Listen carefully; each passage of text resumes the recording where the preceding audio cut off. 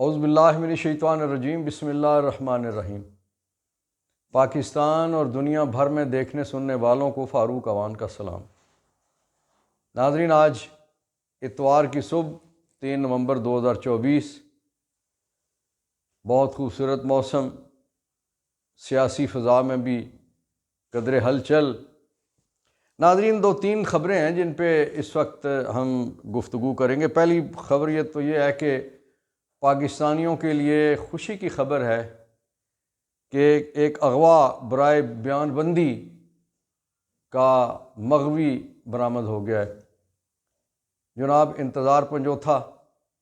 جو عمران خان صاحب کے ترجمان بھی تھے اور ان کے وکیل بھی تھے، 8 اکتوبر کو وہ اغوا ہوئے اور قریب 1 مہینے کے اغوا کے بعد انہیں تھانہ صدر حسن ابدال ضلع اٹک کی حدود میں سے پولیس کی کہانی کے مطابق وہ ایک کار میں مغوی انہیں لے کے جا رہے تھے۔ اس کار کو ناکے پہ رکنے کا اشارہ کیا گیا، پولیس پہ فائرنگ کی گئی، پولیس نے پیچھا کیا تو کار والوں نے کار سمیت مغوی کو وہاں پہ چھوڑ دیا اور خود بھاگ گئے۔ مغوی جو پولیس والے اس سے پوچھتے ہیں مغوی سے، یعنی اتنا گھسا پٹا وہ سکرپٹ تھا اور اتنا گھسا پٹا اس میں طریقہ کار تھا کہ جس کی وجہ سے وہ سارا کچھ پکڑا گیا۔ پولیس کی کہانی کے مطابق جب وہ کیمرہ دکھاتا ہے کہ ایک گاڑی کی پچھلی سیٹ پہ ڈرائیور کے ساتھ والی سیٹ پہ جب وہ پنجوتھا صاحب پہ کیمرہ لگایا جاتا ہے، ان سے پوچھا جاتا ہے کہ آپ کا نام کیا ہے؟ وہ کہتے ہیں انتظار۔ تو فلم بنانے والا یا بنوانے والا کہتا ہے اچھا انتظار حسین۔ اب یہ انہوں نے صرف لفظ بڑی مشکل سے انتظار کہا اور حسین کا اضافہ کر کے اس سے مراد یہ ہے کہ وہ جو سکرپٹ والا تھا اسے پتہ تھا کہ انتظار حسین پنجوتھا ہیں اور ان کے ساتھ کیا ہو رہا ہے، کس طرح کیا جا رہا ہے۔ تو وہ پھر باقی بھی بہت سارے جھول ہیں جو لوگ سمجھتے ہیں۔ ظاہر ہے میں فوجداری وکیل ہوں، ہم ان باریک بینیوں کو اور باریک چیزوں کو بہت اچھی طرح سے سمجھتے ہیں، اسی چیز سے گزرتے ہیں۔ پولیس کی تفتیش ہم دونوں طرف سے کھڑے ہوتے ہیں، مدعی کی طرف سے بھی اور ملزم کی طرف سے۔ پولیس کی FIA کی، نیب کی، جتنی بھی تفتیشی ایجنسیاں، ان کی وزڈم، ذہانت، ان کی گہرائی اور باریک بینی کو بھی ہم سمجھتے ہیں۔ جس انداز سے وہ سارا کچھ ڈرامہ رچایا گیا تھا، پھر انہیں اس کار کے بعد تھانے میں اب انہیں کہتے ہیں کہ شاید ہم آپ کے لیے، آپ ہمارے لیے، اور یا ہم آپ کے لیے فرشتے ثابت ہوئے، اب آپ فکر نہ کریں، پریشان نہ ہوں، پانی پلاؤ بچوں ان کو، اور وہ پانی پلایا جاتا ہے۔ پھر گفتگو کی جاتی ہے آپ کون ہیں، کہاں سے آئے ہیں، کس علاقے سے ہیں، کون اغوا کر کے لے کے گیا۔ اب یہ پاکستان میں بچہ جانتا ہے کہ انتظار پنجوتھا کس کے وکیل ہیں اور کب سے اغوا ہیں، لیکن میرے پیاری پولیس جن کے تھانے میں اور جن کے ناکوں پہ سارا دن فون چلتا ہے، موبائل چلتا ہے، وائرلیس چلتا ہے اور لمحہ پورے پاکستان کی خبروں سے وہ واقف ہوتے ہیں، لیکن وہ اس پورے تھانے میں انتظار پنجوتھا نامی بندے کو کوئی بندہ شناخت کرنے والا نہیں ہوتا۔ ناظرین، شکر اللہ الحمدللہ کہ ایک ماں کا بیٹا، ایک بیوی کا خاوند، بچوں کا باپ، بہنوں کا اور بھائیوں کا بھائی واپس آیا اور اس کی وجہ سے ایک جو اضطراب تھا وہ ختم ہوا۔ ناظرین، اس سلسلے میں 2-3 باتیں بڑی ضروری ہیں۔ پہلی بات تو یہ ہے کہ جمعے والے دن اسلام آباد ہائی کورٹ میں، غالباً یہ فاروق صاحب کے پاس جو چیف جسٹس آف اسلام آباد ہائی کورٹ ہیں، ان کے پاس یہ کیس لگا ہوا تھا۔ یہ کب سے لگا ہوا تھا؟ 8 کے بعد فوری طور پہ عدالت سے رجوع کر لیا گیا تھا اور اس پہ پولیس والے اور انتظامیہ ٹائم پہ ٹائم لے رہے تھے۔ اس سے پرسوں والی پیشی سے پہلے اٹارنی جنرل صاحب تشریف لائے، انہوں نے کہا جی مجھے تھوڑا وقت دیجیے، اور وقت دینے کے بعد جب جمعے والے دن کی پیشی تھی تو انہوں نے کہا جی کہ بس ہمیں 24 گھنٹے اور دیجیے۔ یعنی آپ اندازہ لگائیے کہ کس طرح سے اٹارنی جنرل صاحب ماشاءاللہ، اللہ تعالیٰ انہیں خوش رکھے، سلامت رکھے،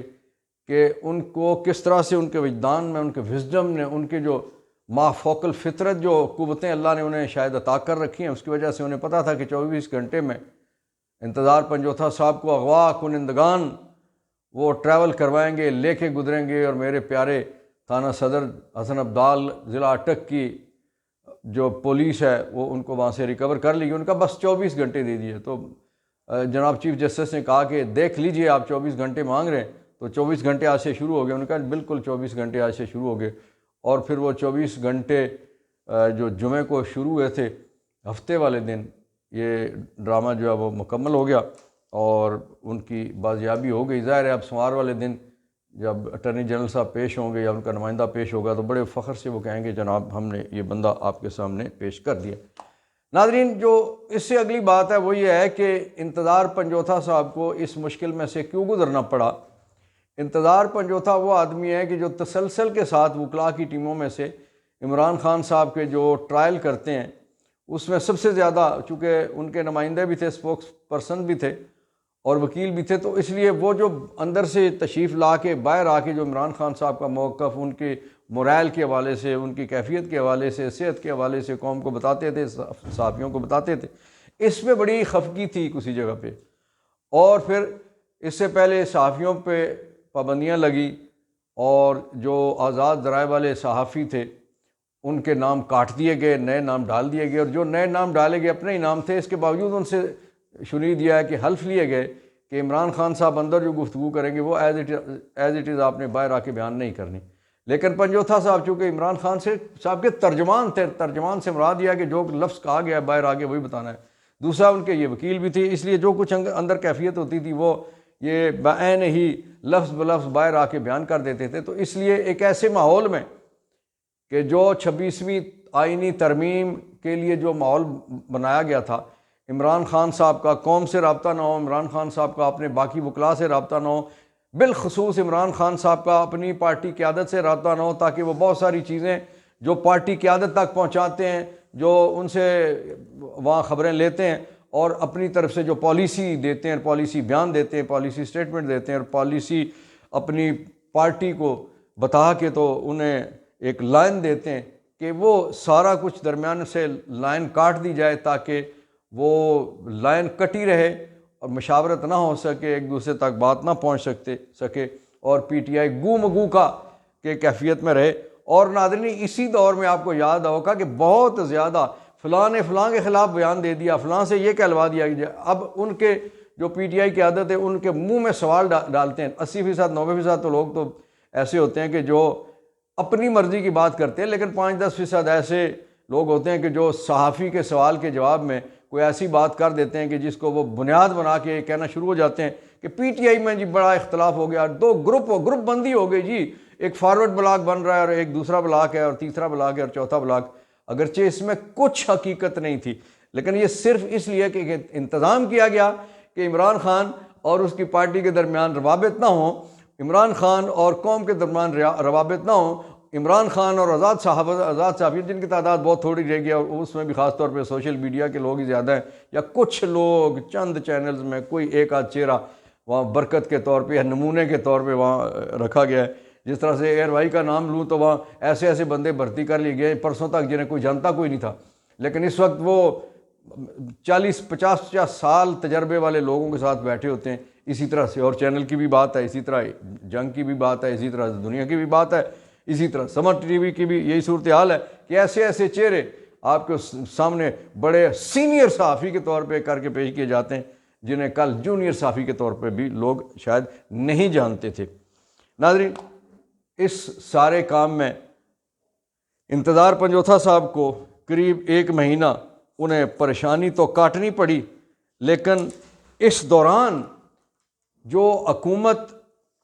جو اس سے جو فائدہ اٹھانا چاہتی تھی انہیں فائدہ اس کا ملا یا نہیں ملا، ایک وقفہ ہو گیا عمران خان صاحب کے اور پارٹی کے درمیان روابط میں، عمران خان اور قوم کے درمیان روابط میں شاید یہ فائدہ انہیں ہو گیا ہو۔ ناظرین، دوسرے ایشو پہ بات کرتے ہیں کہ حکومت تاثر دیتی ہے، خواجہ آصف سمیت ان کے جو بڑے بڑے ترم خان قسم کے وزیر ہیں وہ یہ تاثر دیتے ہیں جی کہیں کوئی ڈیل ہو رہی ہے اور اسی ڈیل کے نتیجے میں عمران خان صاحب ان کے بقول آج کل خاموش ہو گئے اور ان کے بقول عمران خان صاحب کی زوجہ محترمہ بشرا بی بی صاحبہ ان کی رہائی ہوئی ہے اور ان کے بقول یہ جو باقی جو ہے شاید کسی جگہ پہ کوئی نرمیاں برتی جا رہی ہیں اور عمران کے لیے بھی رہائی کا کوئی کسی جگہ پہ اگر کوئی چانس بنتا ہے تو یہ ڈیل کا نتیجہ ہے۔ اچھا، اس پہ سب سے خوبصورت بات جو ہے وہ حامد میر صاحب نے کہی ہے. حامد میر صاحب سے سوال پوچھا گیا کہ آپ اس بارے میں کیا کہتے ہیں، تو انہوں نے کہا کہ اگر ڈیل ہوتی تو بشرا بی بی کی ضمانت کے بعد ایف آئی اے جو سرکار کا ادارہ ہے، جو محسن نقوی کا ادارہ ہے، جو شہباز شریف کا ادارہ ہے، جو بلاول اور زرداری کا ادارہ ہے، کہ ایف آئی اے نے بی بی صاحبہ کی، بشرا بی بی کی ضمانت کو چیلنج کر دیا ہے. کہاں پہ؟ سپریم کورٹ آف پاکستان میں. ایک بات. اور دوسری بات انہوں نے کہی، ان نے کہا کہ ایمان مزاری وہ اور ان کے ہسبینڈ وہ کورٹ میں جا رہے ہیں اور انہوں نے جو بیریکیڈ لگایا ہوا تھا اس کو ہٹایا اور اس پہ وہاں پہ جو چھوٹی موٹی تلخی ہوئی اس کو بنیاد بنا کے تو اس کے دہشت گردی کا پرچہ ایمان مزاری پہ کر دیا گیا اور ایمان مزاری کا جو ریمانڈ لیا گیا اور اس کے بعد پھر مزید ریمانڈ کے لیے جب پیش کیا گیا تو عدالت نے دیکھتے ہوئے کہ اس میں ہے کیا، جرم کتنا ایک ہے، تو وہ سارا کچھ دیکھتے ہوئے عدالت نے ریمانڈ دینے کی بجائے انہیں جوڈیشل کر دیا اور ساتھ ہی ان کی ضمانت بھی لے لی. تو یہ حکومت کے لیے اگر وہ کوئی معاملات کسی طرح کے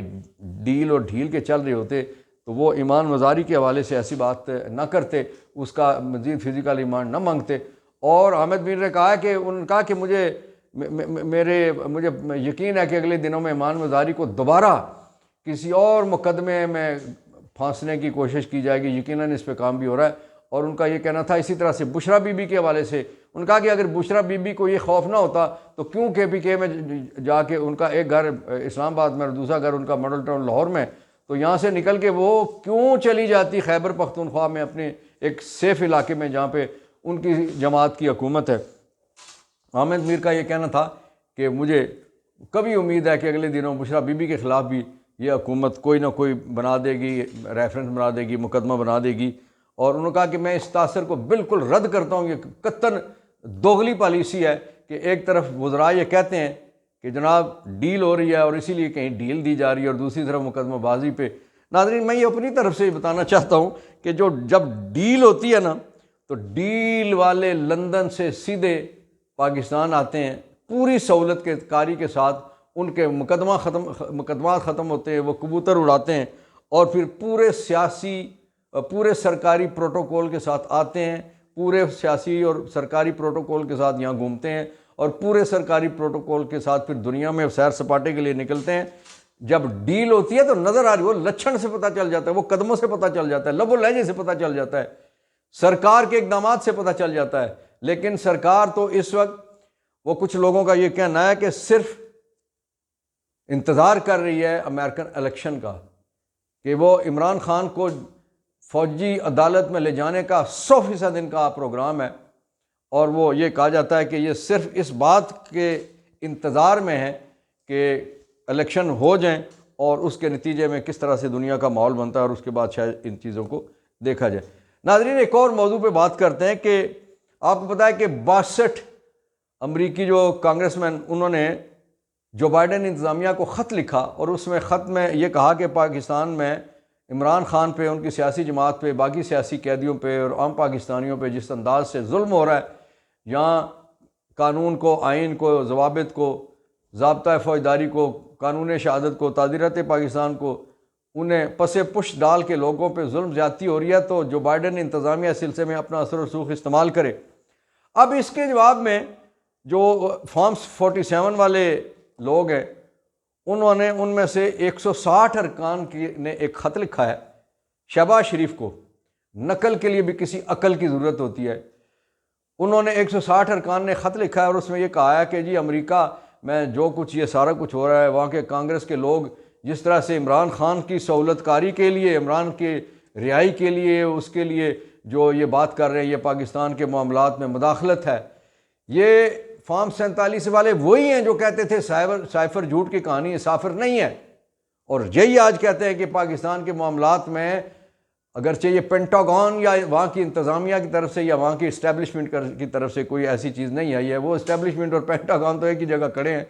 ظاہر ہے منتخب لوگ جو آزاد ارکان ہیں وہ بات اس میں، چاہے وہ ایک جماعت کی ہو دوسری جماعت کی ہو، وہ اپنی بات کر سکتے ہیں آزادانہ طور پہ. تو جو انہوں نے یہ جو 160 جو فارم 47 والے انہوں نے جو خط لکھا، اس میں دو چیزیں بڑی ضروری ہیں. پہلی بات تو یہ ہے کہ کانگریس کے لوگوں نے وہاں کے جو ارکان ہیں، ممبران ہیں، خط انہوں نے لکھا تھا، تو جواباً خط میں جو شہباز کو لکھا گیا اس میں ساری کی ساری برائیاں عمران خان کی جا رہی ہیں، اس کے چغلیاں لگائی جا رہی ہیں، اس کے خلاف بات کی جا رہی ہے۔ کانگریس مین جو ہے ان کے حوالے سے تو کوئی اس میں کوئی ذکر ہی کوئی نہیں ہے، کوئی بات ہی نہیں ہے۔ اور دوسری بات یہ ہے کہ یہ جب 26ویں آئینی، جسے غیر آئینی ترمیم کہا جائے تو زیادہ بہتر ہوگا، کہ اس وقت وہ یہ کہتے تھے کہ ہمارے پاس 214 لوگ ہیں، اب یہ کون سے پتے جھڑ گئے ہیں کہ جو صرف 160 رہ گئے ہیں۔ اس سے مراد یہ ہے کہ وہ 54 لوگ باقی کہاں گئے۔ اچھا، اب دلچسپ بات یہ ہے کہ نواز شریف صاحب بھی ممبر ہیں، ان کا نام شامل کوئی نہیں ہے۔ اس میں بلاول بھی ممبر ہیں، ان کا نام شامل کوئی نہیں ہے۔ بلاول کی بہن اسفا بھی ممبر ہے، اس کا نام بھی شامل نہیں ہے۔ وزیر خزانہ، وزیر خارجہ، وزیر داخلہ، ڈپٹی پرائم منسٹر، یہ سارے بھی تو ممبران ہیں۔ ان لوگوں کا چونکہ امریکہ کے ساتھ بہت ساری چیزیں وابستہ ہیں، بہت ساری چیزیں، ان کا آنا جانا، معاملات، یہ وہ سارا کچھ، کیونکہ انہوں نے کہا تھا کہ امریکہ ہماری آکسیجن لائن ہے، ہم اس کے ساتھ کس طرح سے اونچی آواز میں بات کر سکتے ہیں، تو ان لوگوں کا اس میں خط میں ذکر کوئی نہیں ہے۔ بہرحال یہ جو خط ہے، یہ اب اس کو کیا نام دیا جائے، یہ میں آپ پہ چھوڑتا ہوں کہ جو اس کو آپ نام دیں گے وہی نام انشاءاللہ بہتر ثابت ہوگا۔ آپ سے گزارش ہے کہ جن دوستوں نے چینل سبسکرائب نہیں کیا وہ کر لیجئے، جنہوں نے کر لیا ہماری آواز دوسروں تک پہنچانے میں ہماری مدد کیجیے۔ بہت شکریہ۔ پاکستان زندہ باد، کشمیر، فلسطین پائندہ باد۔